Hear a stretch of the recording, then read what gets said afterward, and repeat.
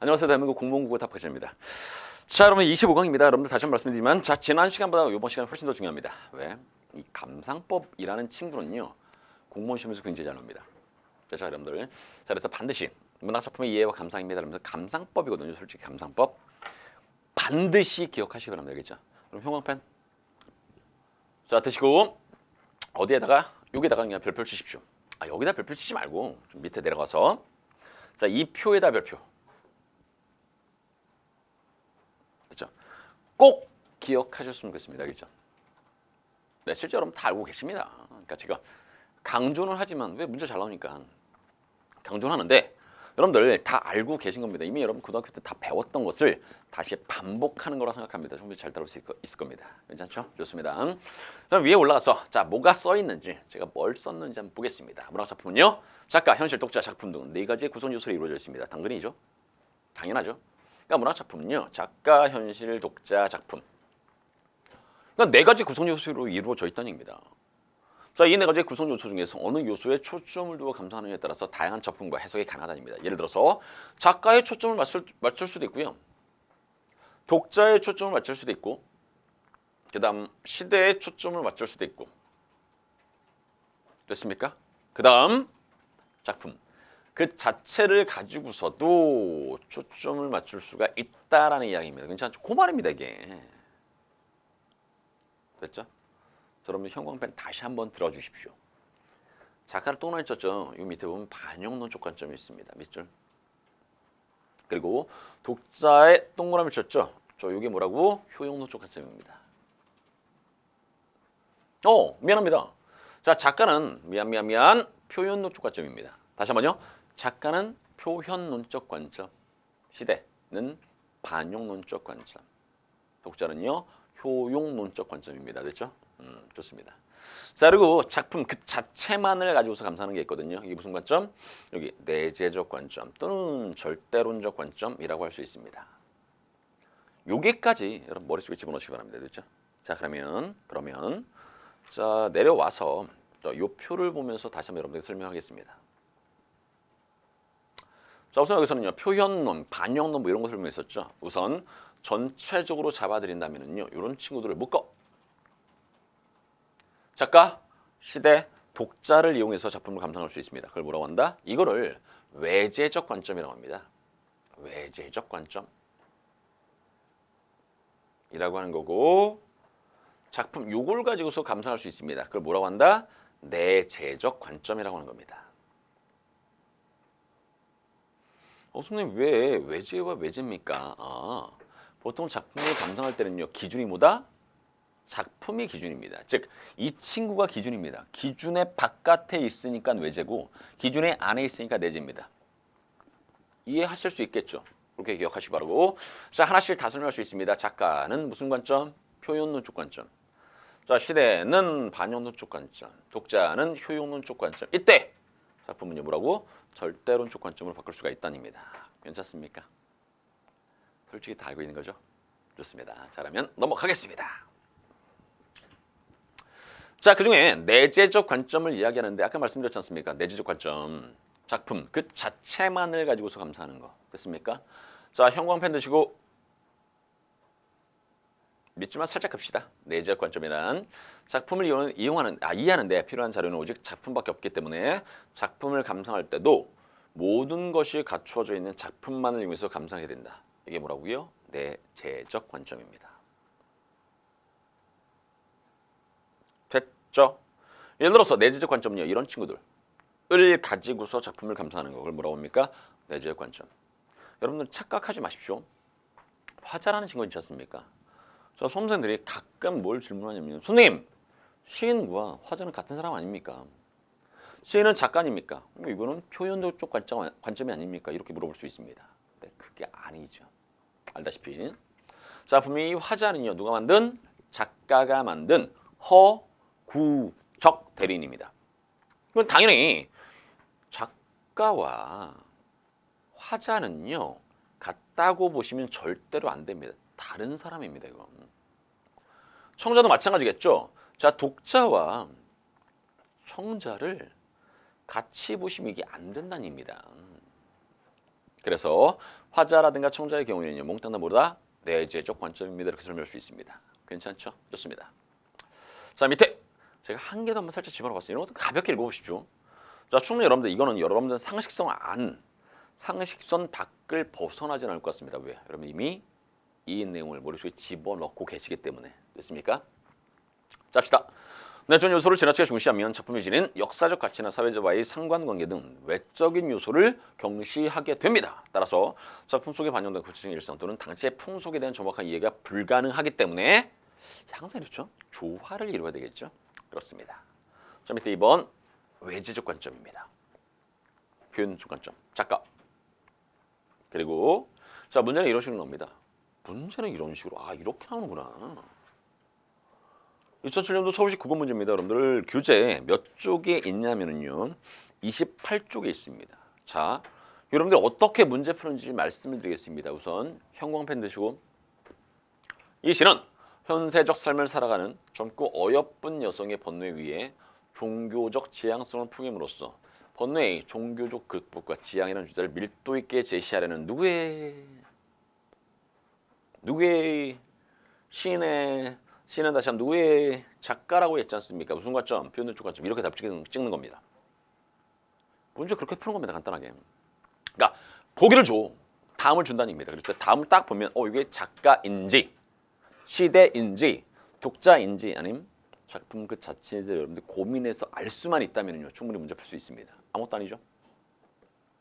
그렇구나. 문제는 이런 식으로 출제가 될 수도 있구나. 기억하시기 바라고요. 자, 그다음 반영도적 관점 들어갑니다. 현실이죠, 뭐. 이런 것들. 요게 반영론적 관점입니다. 괜찮죠? 자, 효는요. 독자. 이거 독자 아닙니까? 독자. 포인트가. 괜찮죠? 됐고. 자, 제가 교재에다 뭘 집어넣냐면 한 개를 하나씩 그냥 집어넣어 봤습니다. 그냥 참고로 그냥 보시면 될 것 같습니다. 한 개까지는 문제 출제되지는 않습니다. 자, 봅시다. 이거 윤동주의 서시. 제가 이거를 왜 집어넣냐면요. 이 서시라는 시를 가지고서 내재적 관점, 외재 중에서 작가, 시대, 독자 이 부분 감상이 어떻게 달라지는지를 보여드리기 위해서 이렇게 한번 써봤습니다. 잘 보십시오. 내재적 관점을 통한 감상입니다. 이 시의 화자인 나는요. 다시 한번 이 시의 화자인 나야. 그럼 다시 한번 뭐라고요? 작품이라니까요. 하늘 앞에서 부끄러움 없는 삶을 살기를 원하는 염원이 담겨 있습니다. 또 사랑의 신일천, 또 자신의 길을 걸어가겠다는 의지 이런 것들이 잘 형상화되어 있는 작품입니다. 이거는 철저히 내용이죠. 그러니까 결국 내재적 관점을 통한 감상이라는 것은 이런 식의 감상이 나올 때 이걸 뭐라고 한다? 내재적 관점입니다. 이렇게 설명하는 겁니다. 됐습니까? 그 다음 외재. 자, 표현입니다. 다시 한번 표현은 뭐라고요? 작가, 반영은 시대, 독자. 다시 쓰겠습니다. 작가, 시대, 독자 이렇게.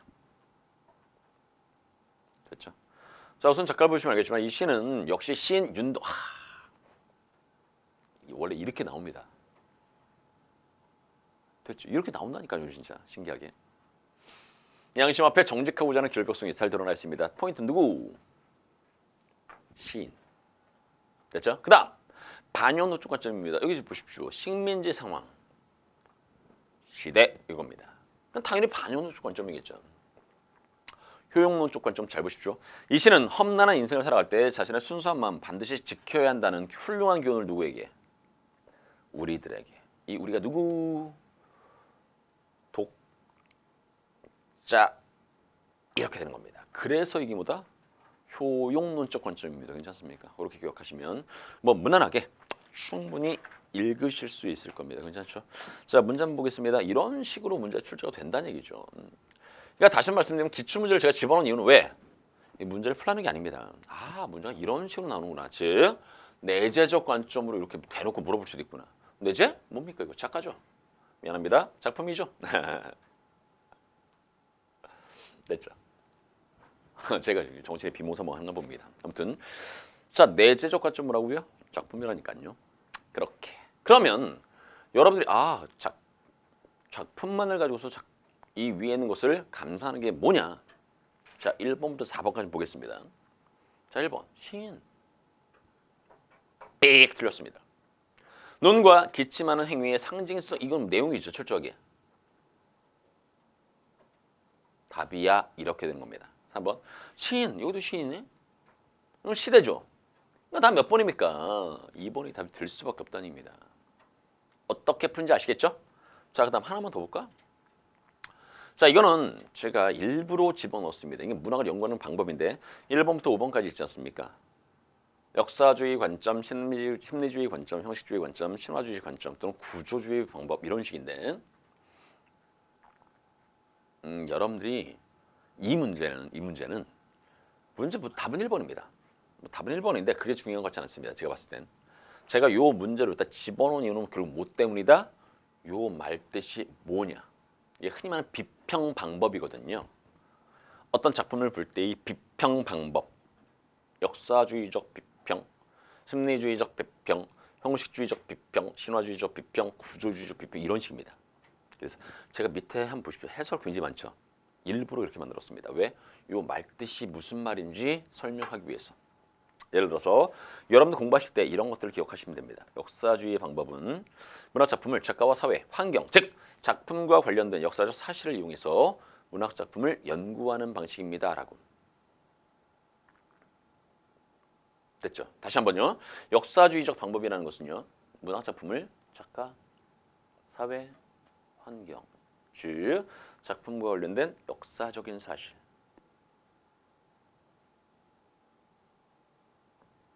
답이 그래서 1번입니다. 그 다음 자, 두 번째 심리주의 방법이죠. 작가의 창작 심리, 등장인물의 심리, 독자가 받는 심리, 즉 심리에 초점을 맞춰서 감상할 때 이것을 뭐라고 합니까? 이것을 비평할 때 이것을 심리주의 비평이라고 하는 겁니다. 괜찮습니까? 아, 그렇구만. 구조, 형식주의나 구조주의는 거의 비슷하죠. 그래서 묶어 설명한 건데 작품의 내적 구조에 초점을 맞춰서 문학작품을 연구하는 방법입니다.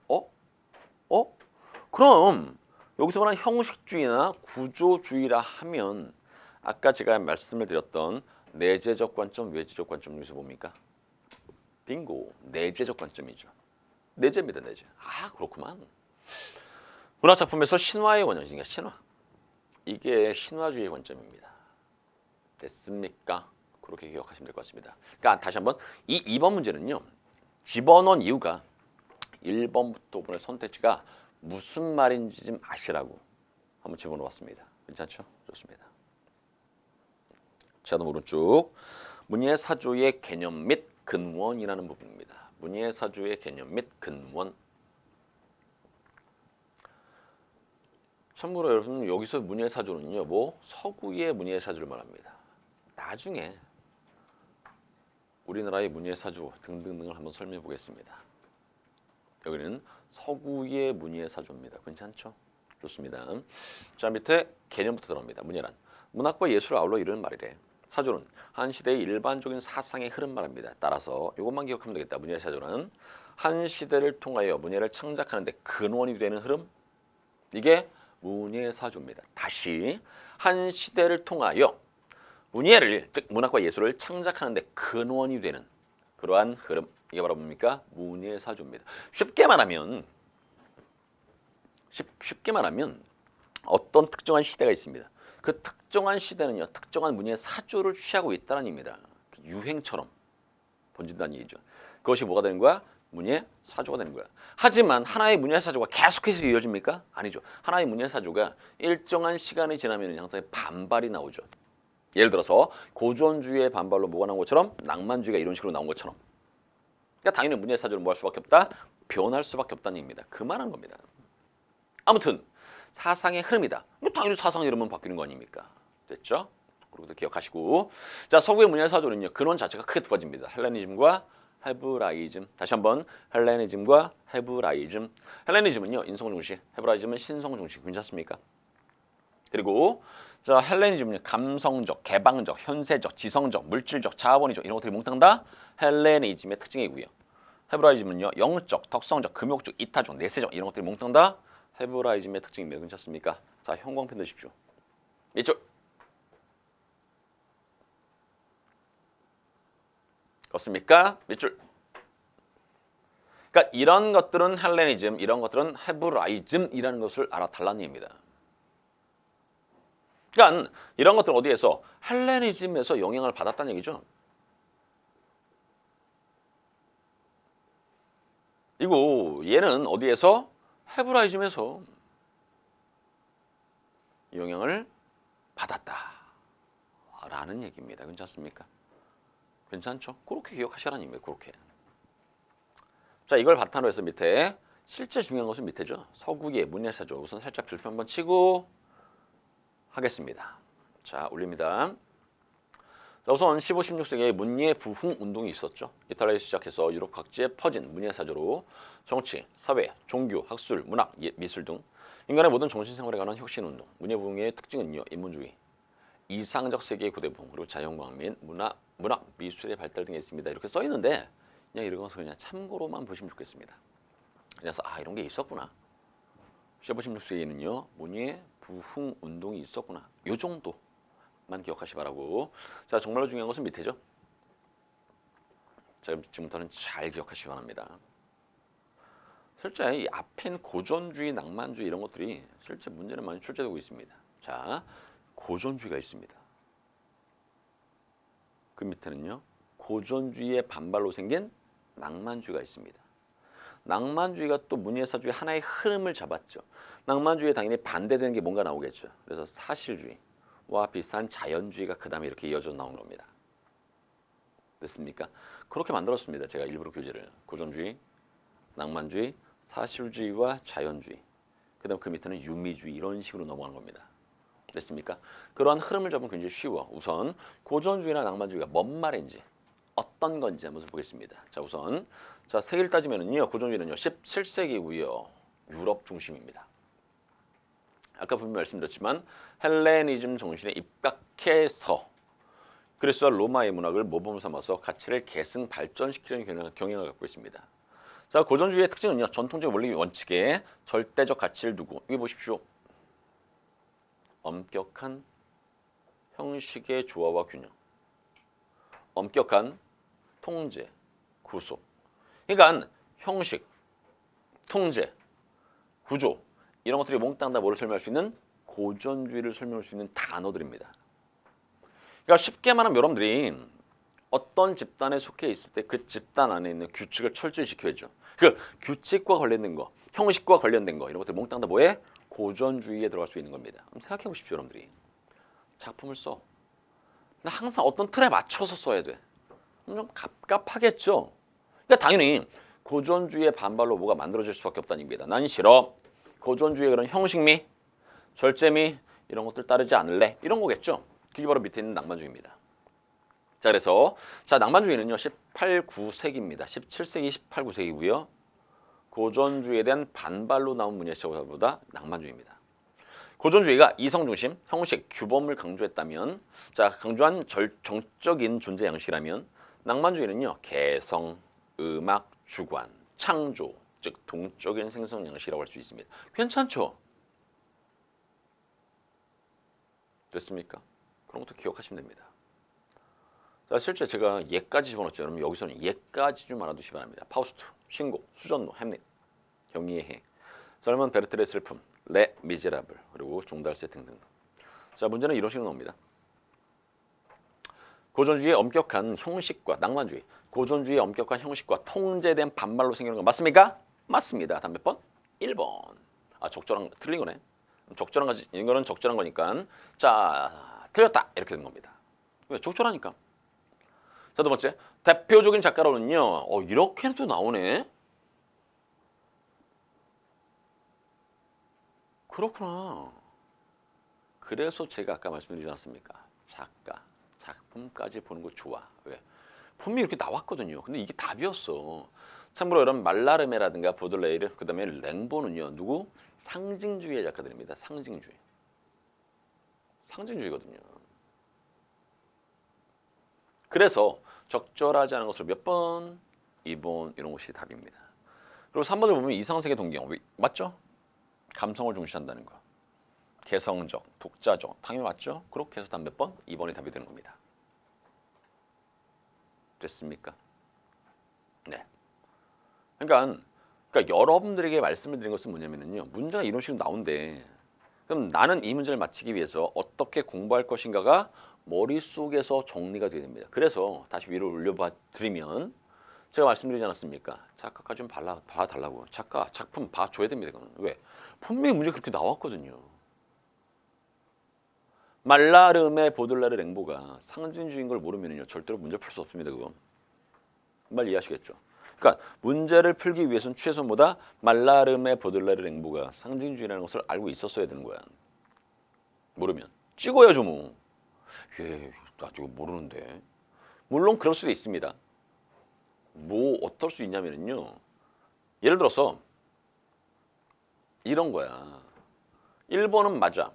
3, 4, 5번도 맞아. 그래서 맞아를 어떻게 설명할 수 없는 몇 번이 답이다? 2번이 답이다. 이런 식으로도 가능합니다. 근데 굳이 왜 그럽니까? 조금만 더 보시면 되는데. 기억하시기 바랍니다. 자, 그다음 사실주의입니다. 다시 한번 아까는 사실주의 뭐라고 했습니까? 뭐의 반발? 낭만주의의 반발로 나온 것이 사실주의. 그다음 자연주의 이런 식입니다. 잡시다. 사실주의는요. 19세기 후반. 19세기네.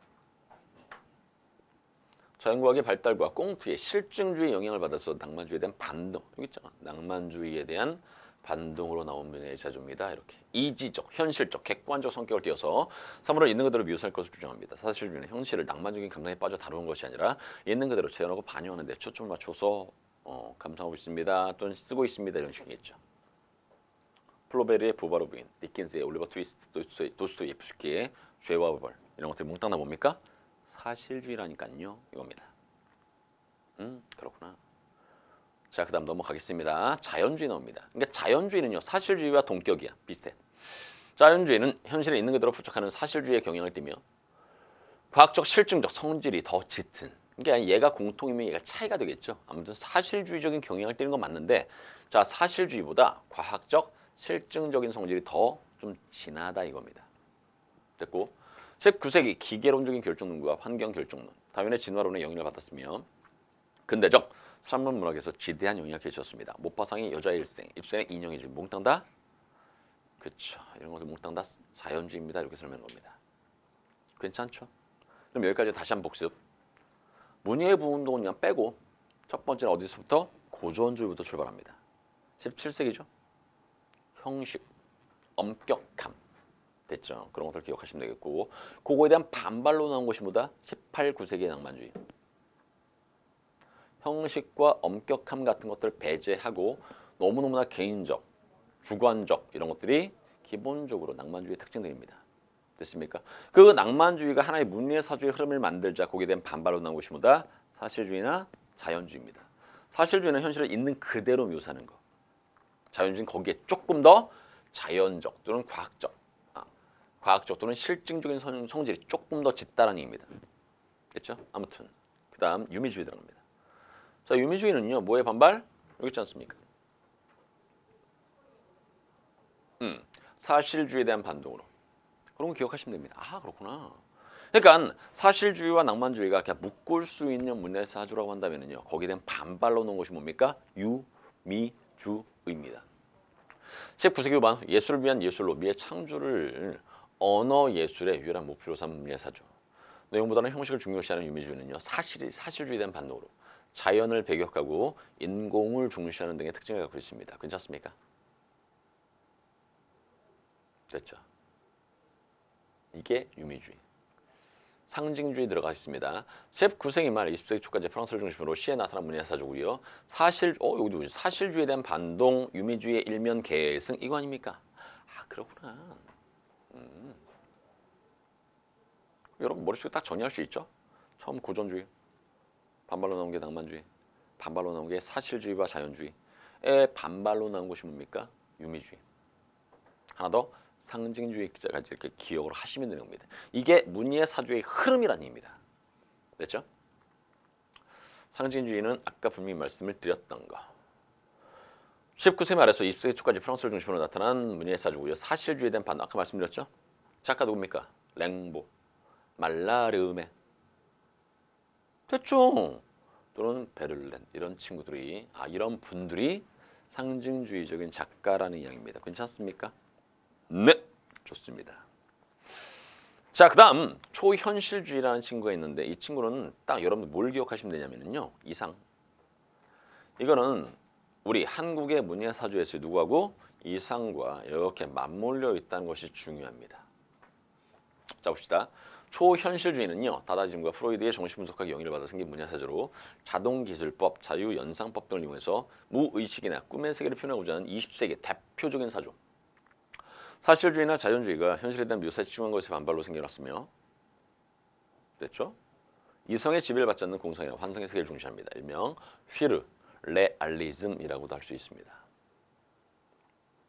됐고 다시 한번 말씀드리면 초현실주의는 누구라고요? 이상 딱 기억하시면 됩니다. 자, 그리고 실존주의는 딱 뭘 기억하시면 되면 전쟁 이런 단어 하나를 기억하시면 됩니다. 실존주의는 다시 한번 뭐라고요? 전쟁 이렇게 말 이해하시겠죠? 실존주의는 뭐라고요? 전쟁. 짭시다. 실존주의.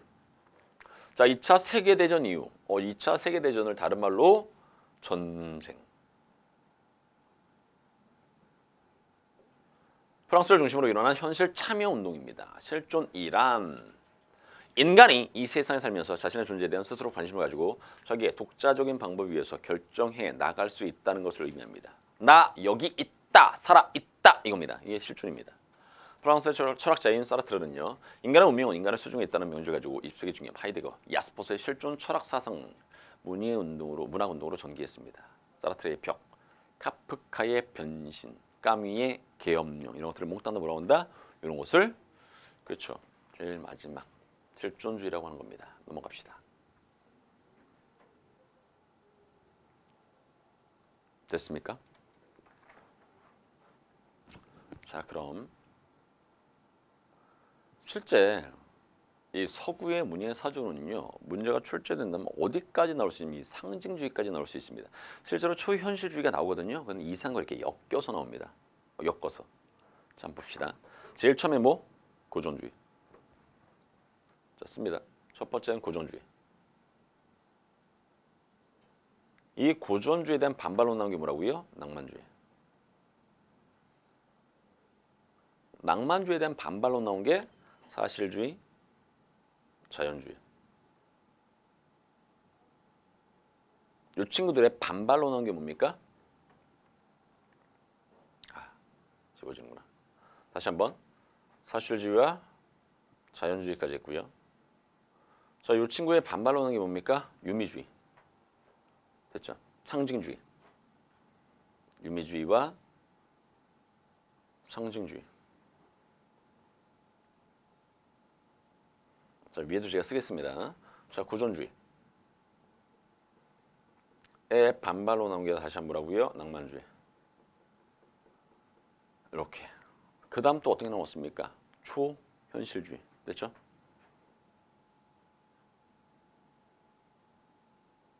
이상을 생각하시라고 말씀을 드렸고, 자, 그 다음에 실존주의까지 했습니다. 실존주의는 간단하게 생각하십시오. 뭐 전쟁 이런 것들 기억하시면 무난하게 그 흐름을 잡을 수 있는데 실제 문제는요. 이 정도 머릿속에 기억하시면 무난할 것 같습니다. 얘는 이상과 연결. 이것도 우리나라가 전쟁이 있었지 않습니까? 6.25 전쟁. 그 다음에 나온 전후 문학의 기본적인 특징들입니다. 실존. 굉장히 중요하죠. 됐습니까? 그렇게. 뭐 괜찮죠?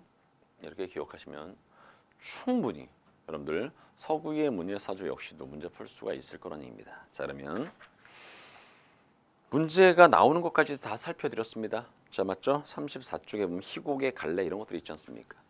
그런 문제들 보면서 문제가 이런 식으로 나오는구나. 이 밑에 보겠습니다. 이거 문제 안 풀었네. 여기 있다. 고전주의, 낭만주의, 사실주의, 서사극, 부조리극. 이건 말뜻만 좀 알아두십시오. 서사극, 부조리극 이런 것들.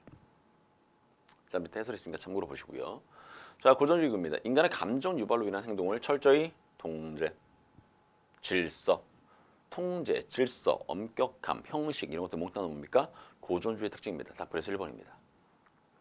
여기에 대한 반발 오는 게 다시 한번 낭만주의죠. 자연과학 정신? 이거는 자연주의와 일맥상통하지 않습니까? 됐죠? 그러니까 사실주의라든가 자연주의 쪽 됐죠? 그렇게 기억하시기 바라고. 사실주의입니다. 자유, 평등, 박애를 구가하며 인간의 무한한 자유나 평등이나 박애를 구가하며 인간의 무한한 상상력을 바탕으로 한 영국입니다. 뭐 낭만주의적인 특징.